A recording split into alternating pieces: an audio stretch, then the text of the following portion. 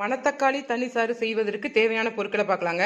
மணத்தக்காளி ஒரு அரை கட்டு எடுத்து அதை கழுவி சுத்தம் பண்ணி எடுத்து வச்சுருக்கிறேன். இங்கே அரிசி கழுவுன அரிசி களைஞ்ச தண்ணியை கொஞ்சம் எடுத்து வச்சுருக்கிறோம். இங்கே சின்ன வெங்காயம் ஒரு 20 சின்ன வெங்காயம் கட் பண்ணி வச்சுருக்கேன். பட்டை மிளகா ஒரு 4. இந்த அளவு சோம்பையும் இந்த அளவு போதும். இந்த அளவு சோம்பும் 2 சில்லு தேங்காவையும் நல்லா ஃபைன் பேஸ்ட்டாக அரைச்சி இங்கே வச்சுருக்கேன் பாருங்கள். இது அப்புறம் கடுகு, ஜீரகம், அவ்வளோதாங்க தேவையான பொருட்கள். இப்போ நம்ம எப்படி செய்யலான்னு பார்க்கலாம். இப்போ ஒரு சட்டி போட்டு அதில் சும்மா கொஞ்சம் ஒரு அரை ஸ்பூன் எண்ணெய் ஊற்றிக்கோங்க. அதில் கடுகு போட்டுக்கோங்க. கடுகு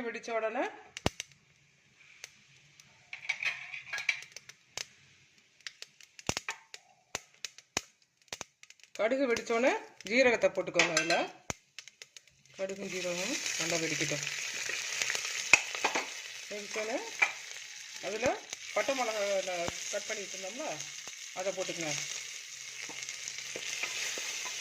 போட்டுட்டு அதை கிண்டி விட்டுக்கங்க.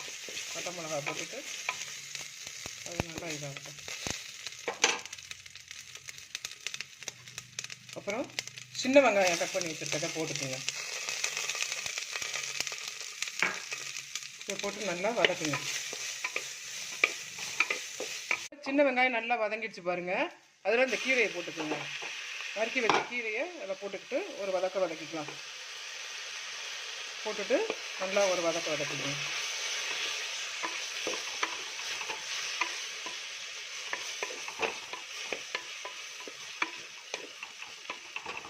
வதக்கிட்டு இந்த கழனி தண்ணியை எடுத்து வச்சுருந்தோம்ல அதை இதில் ஊற்றுங்க. இப்போ உங்களுக்கு எவ்வளோ தேவையோ அந்த அளவு கழனி தண்ணியை அதில் ஊற்றிக்கோங்க. இதில் தேவையான அளவு உப்பு போட்டு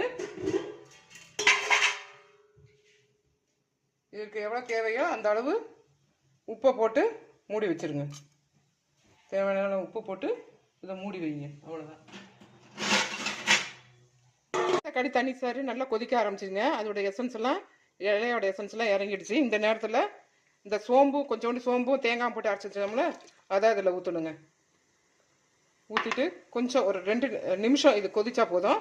ரொம்ப நேரம் கொதிக்கக்கூடாது. 2 நிமிஷம் கொதித்து இறக்கலாம். இது வாய் புண்ணு, வயிற்று புண்ணு எல்லாத்துக்கும் அருமருந்தாக இருக்குங்க. இது அவ்வளோ டேஸ்ட்டாகவும் இருக்கும். இது சாப்பிட்டு பாருங்கள். மணத்தக்காளி தண்ணி சாறு ரெடி ஆகிடுச்சு பாருங்கள்.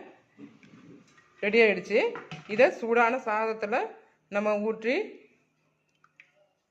இதை சாப்பிடும்பொழுது நம்ம வாய் புண், வயிற்று புண் எல்லாம் குணமாகுங்க. வீடியோ பிடிச்சிருந்தால் லைக் பண்ணுங்கள்.